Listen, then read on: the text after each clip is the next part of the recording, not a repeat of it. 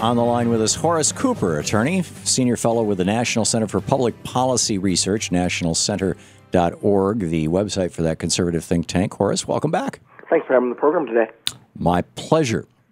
We are looking at levels of income inequality, disparity between the massive amounts of money that are being accumulated by a small number of very wealthy people and increasing poverty and the destruction of the middle class that we haven't seen in the United States since 1929, and that did not turn out all that well.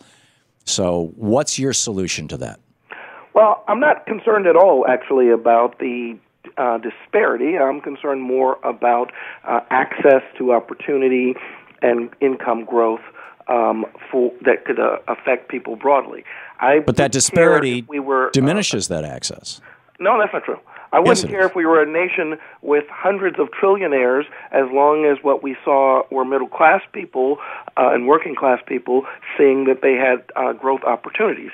And the truth is the presence of government has really crowded out the ability of the broad middle class. That's nonsense. No, that's absolute nonsense. Nonsense. Exactly what we see. No, that's absolute nonsense, Horace. What is happening right now is you've got corporations that are using hundreds of billions of dollars. I'm guessing you probably saw this. Boston Globe did a great piece on this over the weekend, where these corporations are buying back their stock in order to, so that, because the senior executives are being compensated with stock options, so that the senior executives can walk away with multi-$100-million compensation packages, and it adds absolutely no value to the company. In fact, one of the examples they gave, Cisco, they laid off 6,000 people at the same time they were showing a huge profit, and then they did this giant stock buyback with some of the $50 billion that they're sitting on, in order to be able to just transfer billions of dollars to their senior executives. This is the new economic model, and it sucks. Okay, Tom. Well, that's envy masquerading as economics. The issue is what impact on middle-class incomes did this decision to reallocate stock value from individuals to the company's bottom line. What we want to see, and what would make sense, is that we are encouraging an environment where individuals with great ideas see opportunity to come out into the marketplace and get a healthy return. And they can't borrow the money to start a business, Horace. Right now, the banks are sitting on... They can't borrow the money to start a business, and they also live in abject fear that if they decide to take the risk, the consequences of just not success, but the consequences of just making it to survive for a period can be consequential. There's OSHA, there's EPA, there's the IRS auditing effort. Look at what happened with Gibson guitars. You don't know that one of your producers has a material that goes into your guitars until after you get rated. Think of what daunting aspects that has for just a small guy. I want the occupational. Horace, my recollection is it's 50,000. It's maybe it's 30,000. Americans every year are severely injured or killed on the job. I want the Occupational Safety and Health Administration to be looking out for people. Otherwise, we would still be poisoning people with lead and mercury and God only knows what all. I want the USDA to be inspecting the food. In fact, they're inspecting so little of it that we're being poisoned by food from overseas because Republicans and conservatives like yourself constantly want to defund these agencies. There is a role for government. The profit motive. No, the profit motive does not solve all problems. The profit motive is the most corrupting thing there is. The role of government may be relevant, may be important, may be crucial, but it doesn't come cost-free. And we have built up a very, very elaborate superstructure that has this advantage.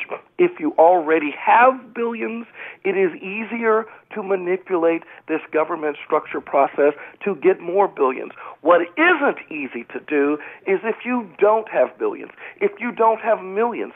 In fact, if you don't even have thousands, it's the hardest possible to try to work around this process. And Mr. Sanders, so please join me in calling for a repeal of Buckley.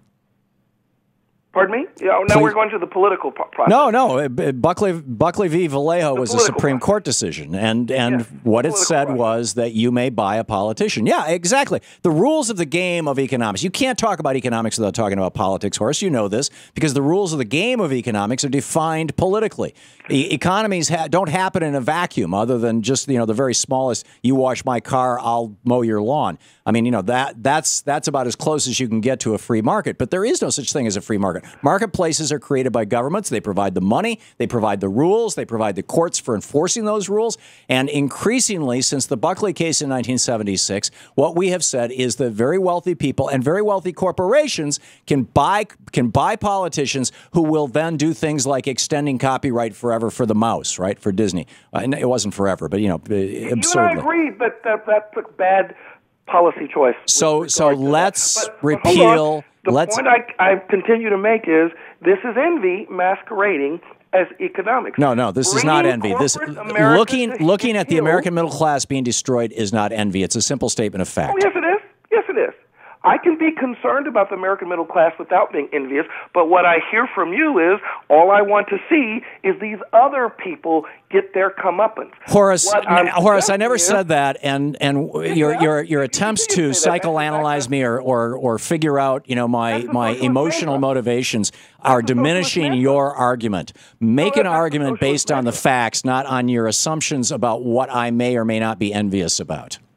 That's the socialist mantra. And by the way, if you took me as saying this socialist mantra about making sure that those at the top, quote, pay their fair share is envy masquerading as economics. No, it's not envy. It worked really well. What was wrong with our economy in the 1950s, 60s, 70s, and early 80s when the top tax rate, yes, if you earned under $100,000 or under $200,000 or under $300,000, you were paying fairly low taxes. But after your second or third $1 million, you started hitting tax rates of 74%, 90% during the socialist Eisenhower administration. And Dwight Eisenhower not only supported that, he campaigned on it in 1956 for re-election and won.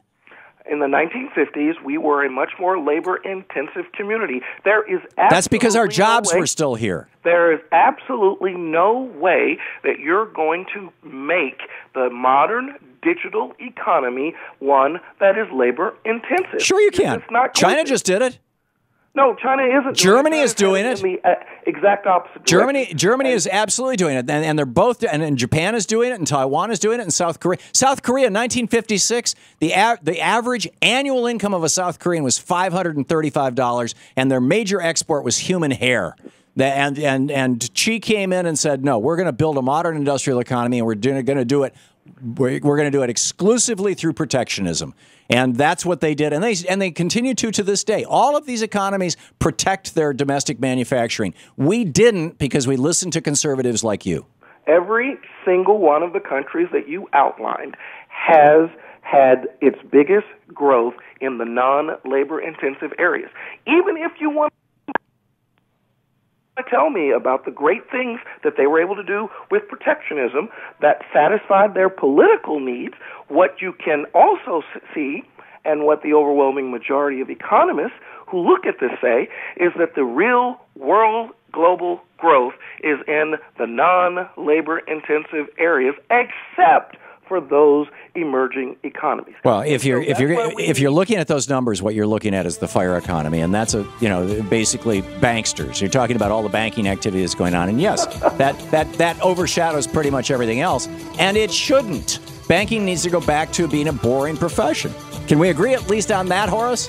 I think we can find a lot of areas of agreement. I just want more growth that gives people who want to wash your car an opportunity, who want to wash and mow my lawn an opportunity. Okay. Horace Cooper, nationalcenter.org. Thank you, Horace.